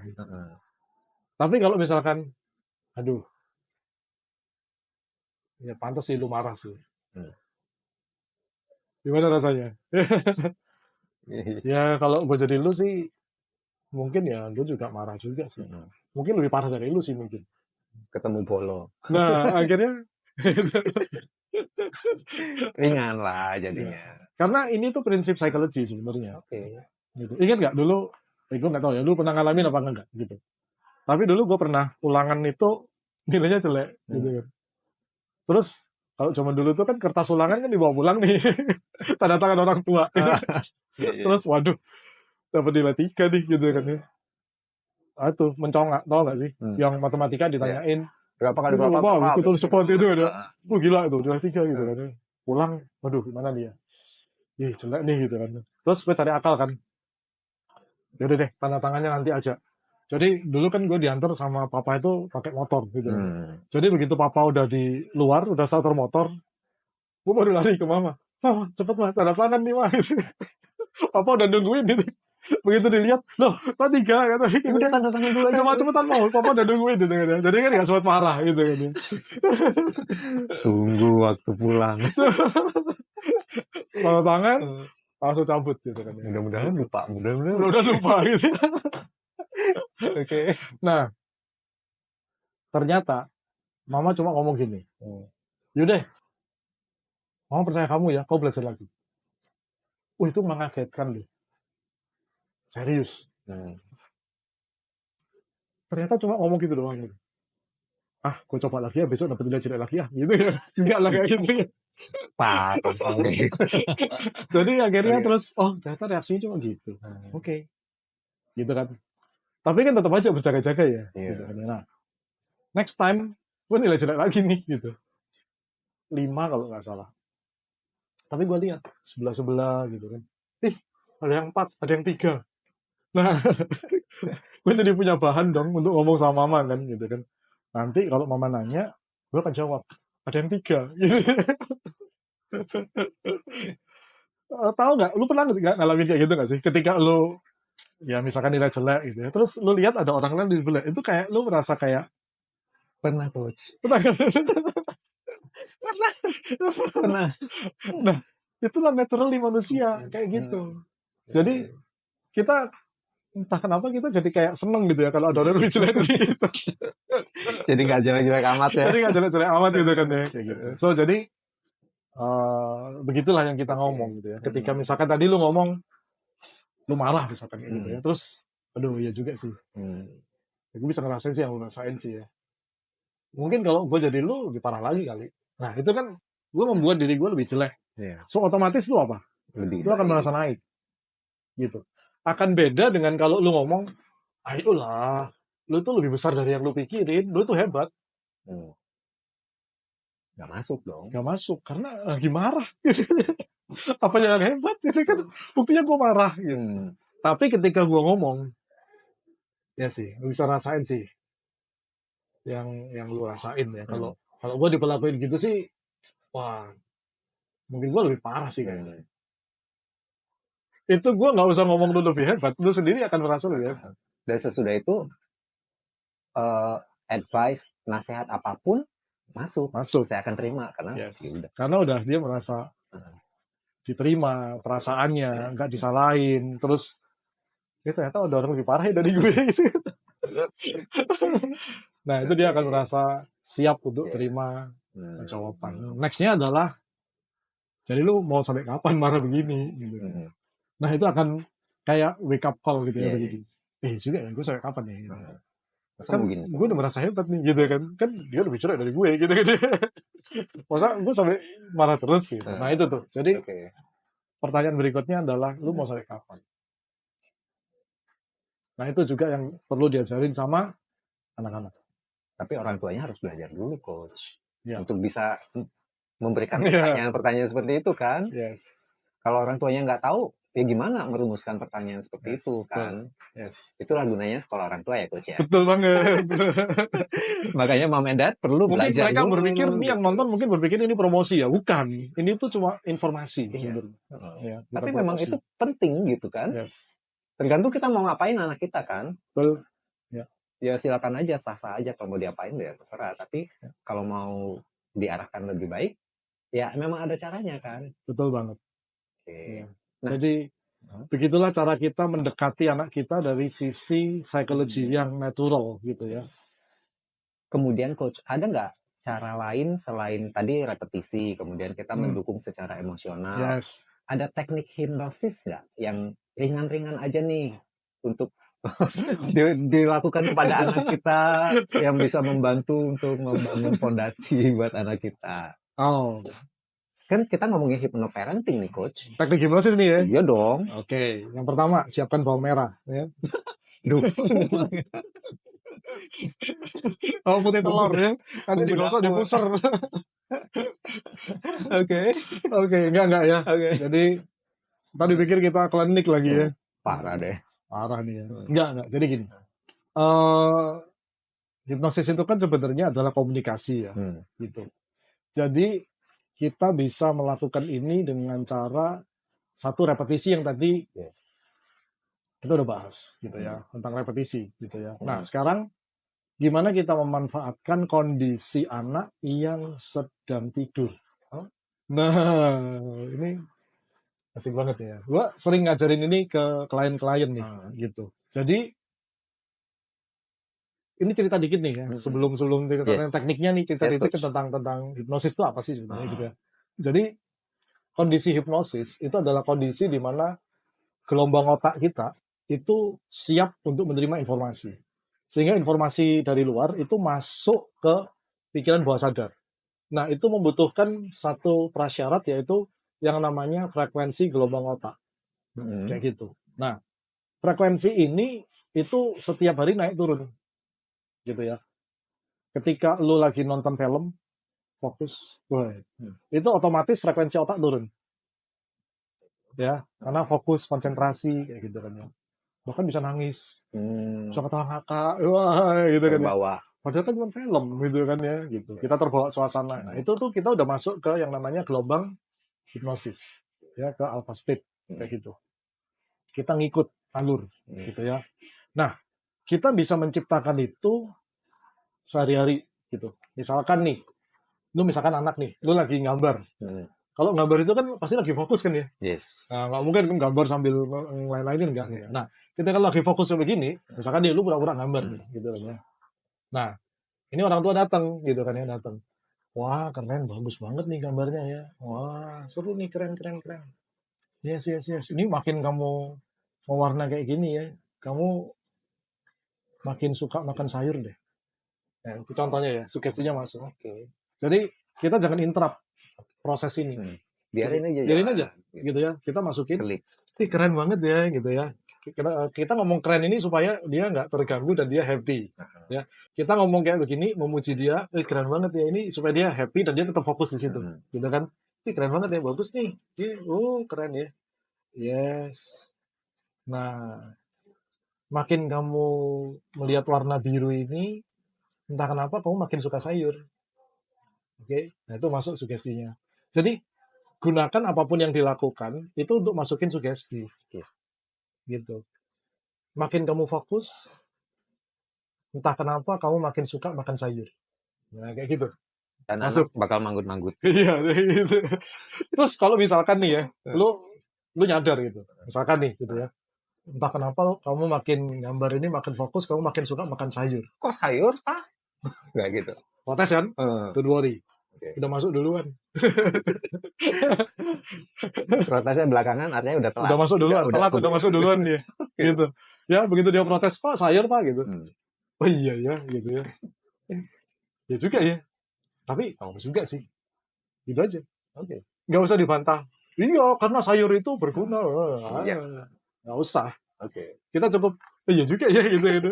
Ya, tapi nggak apa juga kan, sayur kan sehat juga, nggak apa-apa. Tapi itu nempel. Udah masuk. Nempel masuk.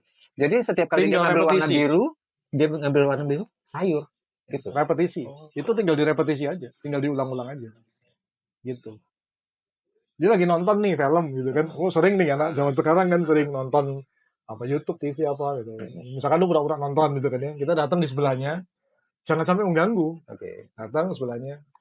Asik ya nontonnya ya. Wih, seru ya filmnya ya. Kita ngikut dulu nih, Wih, seru ya dia ya gitu ya. Oh iya.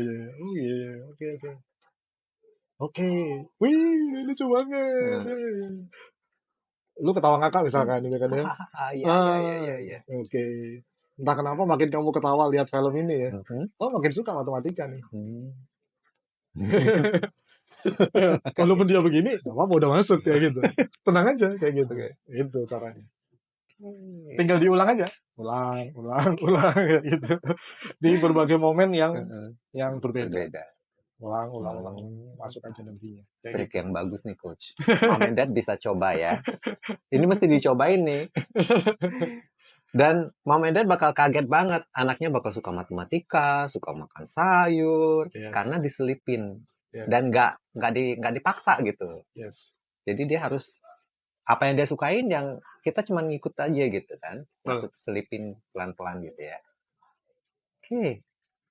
That's hypnosis. Oke. Dan semua orang tua bisa.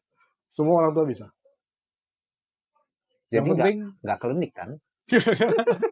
ada yang klinik mau. Next pembahasannya. Kalau yang itu ada tempatnya. Oke. Tapi bukan di channel ini pastinya ya. Bukan dari channelnya orang tua ya. Sekolah orang tua ya, bukan. bukan ya. Baik, kalau gitu gini coach, kita mau tahu lagi nih. Kita mau wrap up bahwa langkah pertama untuk membangun fondasi yang kokoh untuk anak supaya bisa sukses apa coach? Iya. Yang paling pertama adalah pastikan bahwa anak ini tumbuh dewasa itu dengan citra diri yang sepositif mungkin. Ya, saya tahu lah, kita nggak mungkin bisa 100% positif lah ya. Karena kita sendiri kadang-kadang masih punya luka batin yang kadang-kadang itu muncul gitu kan ya. As a parents nih kita gitu kan ya. Tapi dengan niat bahwa kita mau belajar menjadi orang tua yang terbaik untuk anak kita. Dengan niat kita juga mau mengontrol pikiran kita, perasaan-perasaan kita, emosi kita, kata-kata kita gitu ya. Maka itu udah akan menjadi sebuah nilai plus gitu ya, bahwa kita memang berusaha gitu ya untuk jadi lebih baik kayak gitu. Nah, paling tidak kita bisa mengurangi kerusakan-kerusakan citra diri yang ada pada anak kita paling tidak. Gitu ya, daripada kita loss gitu ya.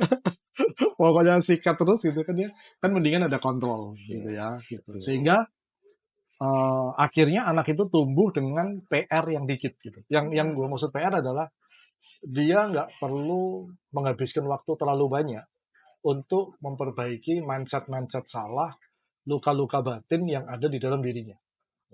Gitu contohnya. Karena itu sendiri kan makan waktu ya, gitu kan. Sayang banget kan waktunya ya, gitu ya. Bisa digunakan untuk berkarya sebenarnya, kayak gitu. So jadi itu yang paling penting, gitu ya. Jaga citra diri anak tadi, gitu. Kemudian yang berikutnya lagi adalah kita perlu melatih anak-anak itu untuk punya sebuah life skill, basic life skill, gitu ya. Seperti hal-hal yang sederhana, gitu ya. Seperti kayak misalkan dia perlu bertanggung jawab.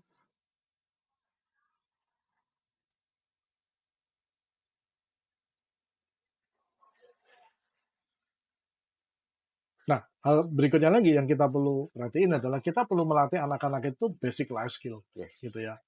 Seperti kayak misalkan hal-hal yang menjadi tanggung jawab dia pribadi, ya biarkan dia lakuin, gitu ya. Contoh misalkan belajar, dibiarkan dia belajar, gitu ya. Nggak usah sampai dikasih ini uang lah, gitu kan ya. Jadi kamu mau nggak mau belajar ya belajar, gitu. Terus misalkan kayak beresin tempat tidur walaupun sepele gitu ya. Tapi biasakan itu supaya dia terbiasa untuk bertanggung jawab atas dirinya sendiri gitu ya. Dia punya kepekaan nantinya gitu. Kemudian kalaupun perlu ini balik lagi ya tergantung nilai-nilai di keluarga itu. Kalau habis makan minimal kamu harus bawa piringnya ke tempat cuci piring sendiri. Jangan digeletakin di situ. Kamu harus beresin, rapiin, taruh di situ. Gitu. Akan lebih baik kalau kita minta dia kamu cuci sendiri, beresin. Kamu tanggung jawab sama diri kamu sendiri. Begitu. Ya. So jadi basic life skill itu kalau perlu memang dilatih gitu ke anak.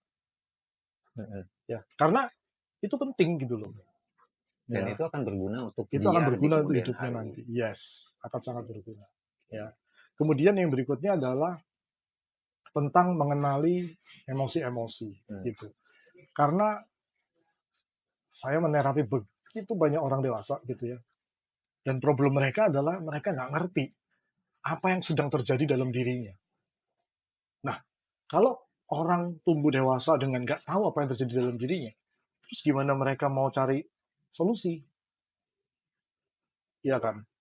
Nah, itu dimulai dari orang tua yang bisa mengedukasi anaknya dan mengajarkan tentang kecerdasan emosi itu. Gimana mengelola emosi yang sedang terjadi dalam diri anak itu. Sehingga dia tumbuh itu dengan kecerdasan emosi yang bagus.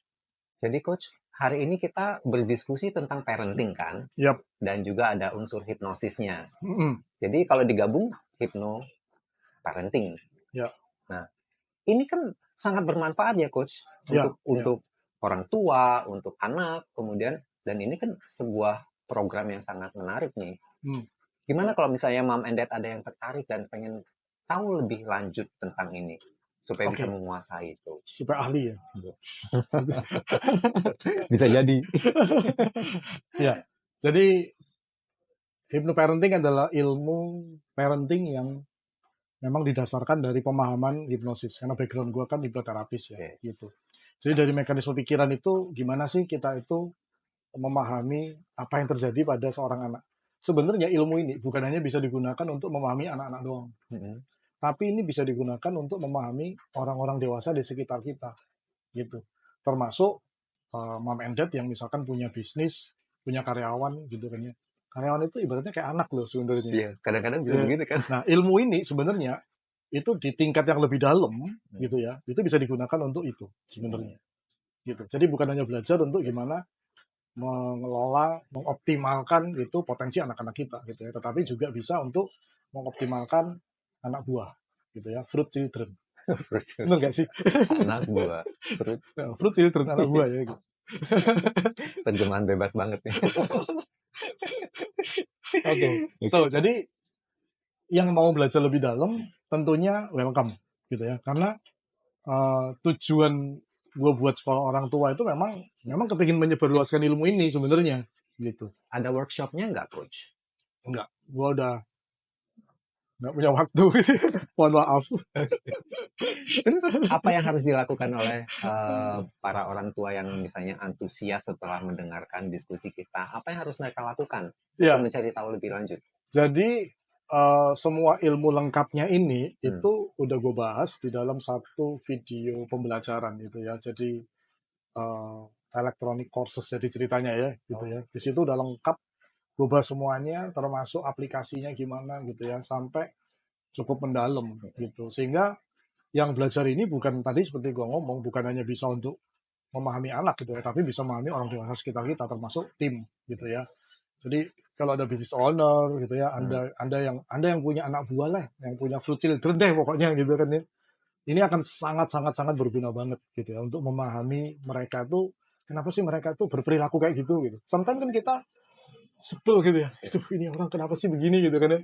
Apalagi udah dikasih tahu berkali-kali, capek nggak? Pegel. Gimana sih udah kasih tahu berkali-kali masih aja gitu. Bukan salahnya dia gitu. Tapi cara kita yang ngomong yang salah. Ya. Jadi introspeksi ya. Jadi kita juga perlu mengubah cara kita ngomong. Sehingga potensi untuk masuk ke dia itu besar banget gitu. Karena kalau cara kita ngomong salah, ya lu akan ketemu tembok. Mental ya. Iya, nggak ngefek kayak gitu. So, pikiran manusia itu ada cara kerjanya.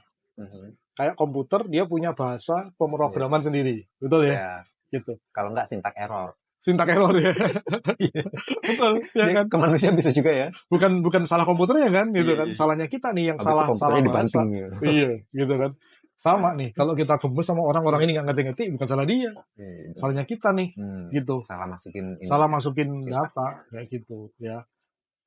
Akhirnya kita jadi mungkin masuk datanya, tapi kita harus berusaha keras gitu sama dia. Capek jadinya. Ya tapi kalau nggak capek nggak apa-apa juga sih ya, silakan lanjut ya. Macul dulu ya, macul. Nah tapi kalau yang benar-benar mau belajar gitu ya, gimana mengerti, memahami pola pikir manusia itu kayak gimana. Terus berarti kita perlu nyusun kosakatanya kayak gimana gitu ya. Itu memang ada ilmunya kayak gitu. Jadi kalau tadi lu perhatiin, apa yang tadi gue sharing, kata-kata yang gue pakai itu semua kayak ada polanya gitu sebenarnya kan. Nggak sembarangan kata gitu loh. Nah, itu memang bisa belajar sih gitu. Jadi sekarang ini workshop udah nggak ada karena benar-benar jadwal yang sangat padat gitu. Cuman Bapak Ibu, Mom and Dad bisa belajar sih lewat course tadi itu. Di Sehingga mana bisa berulang-ulang dilihat gitu ya. Yes. Kalau belum paham, ulang lagi sampai ngelontok gitu, sampai hafal sehingga otomatis bisa menjadi bagian dari diri Anda nantinya gitu. Di mana bisa diakses informasi itu, Coach? Nah, gimana nih? Nanti ada ini ya? Ya, oke. Oke. Ya, silakan di Akademi Hipnoterapi Indonesia pasti ada informasinya ya, Coach ya. Ntar lu ulangi lagi yang tadi, di mana? Oke. Ya, Nah, lu langsung ngomong atau gue yang ngomong tadi ya? saya dulu nih. Di mana ya nanyanya? Oke, Ya. lu nanya lagi nih. Oke. Kalau misalnya, nah pesan-pesan ulang. Jadi di mana nih bisa? Jadi di mana nih bisa didapatkan informasi? Ulang. Oke. Jadi di mana nih bisa didapatkan informasinya, Coach? Kalau ada yang mau. Ini ada link yang di bawah ini ya. Ada nggak sih? Ada nggak? Nggak kelihatan nih gitu. Oke ya, Mom and Dad, di bawah ini ada link ya di sini ya. Nanti bisa cek ke situ deh ya. Gitu untuk bisa belajar lebih dalam lagi. Gitu. Tapi please saya pesen ya, karena nanti di dalam ini informasi penting tentang pikiran, please gunakan untuk hal baik ya. Soalnya ya ragu-ragu juga nih ya ngebagi masalah ini gitu ya, karena kalau sampai dimanfaatkan untuk hal yang nggak bener nih, harus ada disclaimer-nya ya. Iya. Hanya untuk dimanfaatkan demi kebaikan. Ya. Betul. Karena ini kita belajar tentang rahasia gimana kita bisa menginfluence pikiran manusia. Ya, kalau kita ngerti ilmu ini itu sebenarnya bahaya banget. Tapi kalau gua nggak bagi, kasihan juga ya gitu kan ya. Tapi gua bagi, aduh. Ya tapi gue percaya deh, yang nonton video ini pasti yang baik-baik, gitu ya. Jadi kita pasti akan ketemu orang yang baik aja nanti. Gitu. Terakhir, Coach, pesan inspiratif kepada para orang tua, bagaimana bisa mengoptimalkan pembentukan fondasi untuk kesuksesan anak. Oh, gue punya satu quote favorit ya. Ini tahun 2007 atau 2008, gue buat artikel, judulnya mencintai anak itu nggak penting. Ntar jangan kaget dulu. Oke. Tadi kita bahas tentang bikin anak itu jadi luar biasa. Sekarang nggak penting gitu. Iya. Sabar dulu. Jangan emosi. Kenapa gue yang emosi ya? Oke, jadi gini. Ini gara-gara apa? Gara-gara di sesi konseling nih. Gue nanya orang tua. Gitu kan. Jadi sebenarnya Anda mencintai anak Anda nggak sih? Ya pastilah Pak, kami mencintai anak kami lah. Gitu. Oke ya, orang tua ngomongnya begitu. Tapi begitu gue ngobrol sama anaknya, gue nanya, kamu sebenarnya merasa disayang nggak sih sama papa sama mama? Ya itu Om, bingung. Loh, kok bingung gitu? Maksudnya apa gitu kan? Kadang merasa disayang, kadang enggak. Jadi nggak nyampe. So artinya orang tua ngomong saya menyayangi anak saya gitu, tapi anaknya ngomong kadang saya merasa, kadang kagak. Bahkan ada yang jawab, enggak, papa mama nggak sayang aku. Ada yang jawab begitu. Yang lukanya lumayan lah kayak gitu ya gitu. So jadi di situ gue mulai mikir, berarti selama ini yang orang tua ngomong mencintai anak nggak penting dong sebenarnya. Karena buktinya nggak diterima gitu kan. Iya kan? Iya. Gitu. Nah di situ akhirnya gue berpikir bahwa ada hal yang lebih penting gitu. Yang lebih penting itu adalah bagaimana membuat anak Anda merasa Anda cintai. Oke. Kalau lu membuat anak lu merasa lu cintain, berarti otomatis lu mencintai dia nggak? Iya dong. Pasti dong. Ya. Gitu. Nah, jadi persepsi ini yang kadang-kadang itu membutakan orang tua. Aku udah mencintai dia. Sering kan orang tua ngomong begitu kan? Dengan cara saya kan. Dari sudut pandang saya gitu. Pertanyaannya, dia merasa dicintai nggak? Itu yang paling penting kan sebenarnya. Nah, jadi mom and dad gitu ya. Ubah cara berpikir Anda. Dari sudut pandang, gimana ya membuat anak saya merasa dicintai. Kalau Anda bisa berpikir dengan cara seperti itu, maka hampir bisa dipastikan Anda mencintai anak Anda. berikutnya memang butuh teknik, Hmm. butuh ilmu. Nah, itu tinggal mempelajari aja di sekolah orang tua ini gitu ya, termasuk di e-course yang tadi ya, Hypnoparenting itu ya. hypnoparenting course tadi itu gue bedah semuanya di situ, gue buka semuanya di situ. Jadi So, mindset yang perlu dimiliki. Jadi pesan kita untuk dibawa pulang oleh mom and dad ini adalah mencintai anak itu nggak penting, tapi lebih penting adalah bagaimana membuat si anak merasa dicintai. yes, End of quote itu ya. yes, Wow, luar biasa sekali coach. yes. Terima kasih pencerahannya hari ini. Tepuk tangan dong untuk gue, enggak ya? Lu narasumbernya norak banget sih gitu. Justru yang kayak gini nih yang dicari. Yang nggak punya waktu lagi nih karena saking sibuknya kan. Ya semoga obrolan kita Yes. mencerahkan lah ya, dan mendatangkan inspirasi untuk Hmm. para orang tua lah. Karena memang itu tujuan gue dengan Akademi Hipnoterapi, dengan sekolah orang tua, tujuannya adalah itu sih. Gitu. Karena terlalu banyak hal-hal yang harusnya orang tua itu tahu gitu ya, sehingga mereka itu nggak harus mengalami problem-problem yang mereka punya sekarang gitu loh. Makanya dengan belajar di sekolah orang tua dan hypnoparenting course ini, bukan berarti semua masalah terus beres, enggak juga gitu kan ya. Cuman paling tidak masalah-masalah yang tidak perlu tercipta itu enggak terjadi lah. Karena Bayangkan, masih ada yang yes. lebih penting lagi untuk diurusin gitu kan ya. Kayak gitu. Ya, karena dibayangkan bahwa kalau semakin banyak mom and dad, orang tua yang bergabung dengan sekolah orang tua, belajar hypnoparenting, berapa banyak anak-anak yang bisa kita selamatkan Yes. masa depannya. Ya. Ya kan? Kalau kita melihat generasi depan kita, kalau anak-anak itu bisa bertumbuh dengan citra diri yang luar biasa baik, maka kita bisa lihat dong masa depannya bangsa kita seperti apa dong. Ya kan, Coach? Yes. Yes. Oke, Coach. Sebuah langkah besar yang kita mulai dari langkah kecil ya. Yes. Terima kasih banyak, Coach. Thank you. Thank you for today. Thank you, thank you. Sehat-sehat terus ya, Coach. Thank you. Thank you.